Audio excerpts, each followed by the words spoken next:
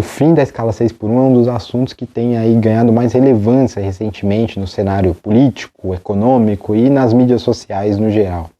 Mas tem uma coisa que ninguém fala, né, galera? Que é como tornar isso viável economicamente. E se tem uma coisa que me estressa nesse país, galera, é como essa guerra ideológica e política cega as pessoas, que faz você defender tudo que o seu partido ou a sua ideologia defende e não analise as coisas tecnicamente, quais são os impactos de uma proposta. E é assim que deveria ser feito. E quando a gente vai olhar para o fim da escala 6 por 1, a gente vê essa mesma coisa. Uma guerra ideológica em que, um lado, a gente vê aí os idealizadores, os propositores dessa ideia do fim da 6 por 1, falarem de uma mudança do dia para a noite, por exemplo, bem radical, de uma mudança de 44 para 36 horas, sem medir muito bem quais serão os custos econômicos, os custos para as empresas. E por outro lado, a gente vê aí o pessoal da oposição que fala que o fim da 6 por 1 vai acabar com a economia brasileira, o PIB vai cair 15%, as empresas vão tudo quebrar. Enfim, é uma guerra de narrativa aí, sendo que não se analisa na prática quais são os efeitos disso. Primeiro a gente tem que ressaltar, galera, que a jornada 6 por 1 ela é abusiva, é injusta e é desumana. Não tenho que falar sobre isso. No entanto, é possível tirar essa jornada economicamente? Vamos entender um pouco dos impactos, galera. A curto prazo primeiro. Os trabalhadores trabalham atualmente X horas para produzir determinado produto. Nessa mudança de trabalhar menos, no caso um dia menos, os trabalhadores trabalhariam menos horas e, consequentemente, produziriam menos. Por quê? Porque a produtividade não se elevaria significativamente para recompensar essas horas a menos.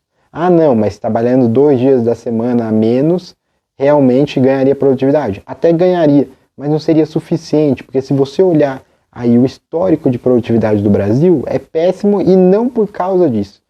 Isso é um dos motivos, mas não é o principal, que são máquinas, falta de tecnologia, educação, qualificação.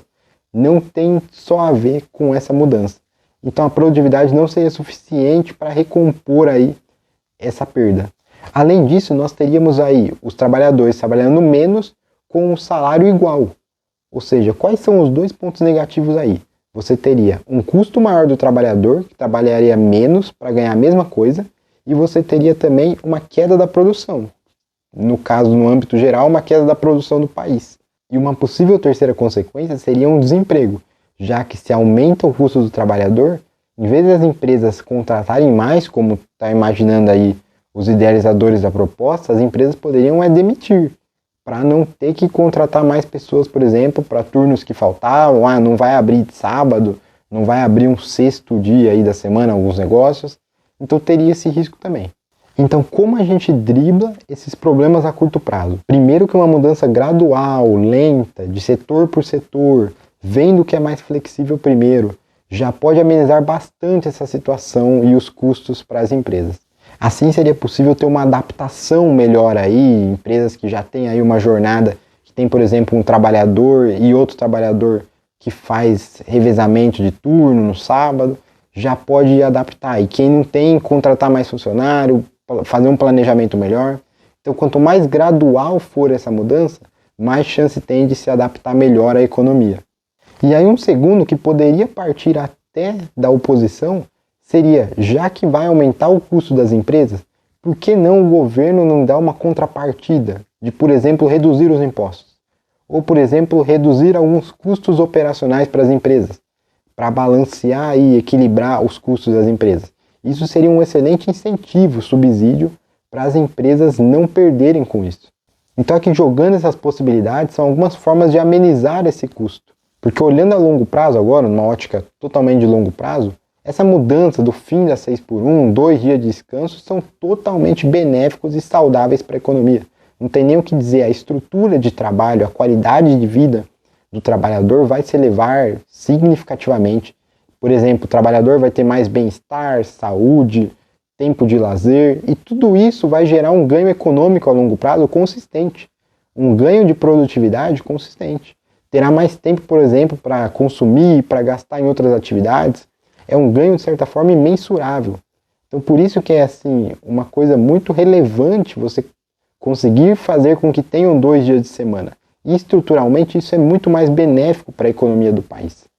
Além de que acima do próprio aspecto econômico pode virar até um tema aqui filosófico, moral, até sobre 6 dias da semana são uma condição humana para o trabalhador, né? Em um dia você consegue descansar, ter lazer, acesso à saúde, é praticamente impossível. Então 2 dias da semana seriam muito melhores para a sociedade e também para a economia, porque acabaria estimulando outros setores da economia também, tendo um dia de descanso a mais. Então, a longo prazo, isso seria uma mudança ótima para a economia. Resta fazer alguma forma disso acontecer de forma viável, né? Resta propiciar condições para que isso aconteça. E além aqui do debate da escala 6x1, também começar um debate sobre por que a produtividade do Brasil é muito baixa. Começar já a atacar a principal causa de termos essa escala, essa estrutura econômica, que é a baixa produtividade. Mas independente do debate da produtividade brasileira, a escala 6x1 é um tema relevante, deve ser debatido, e como é uma discussão a favor do trabalhador, a favor da grande parte da população, deve ser priorizada. Agora esse tema é praticamente um consenso.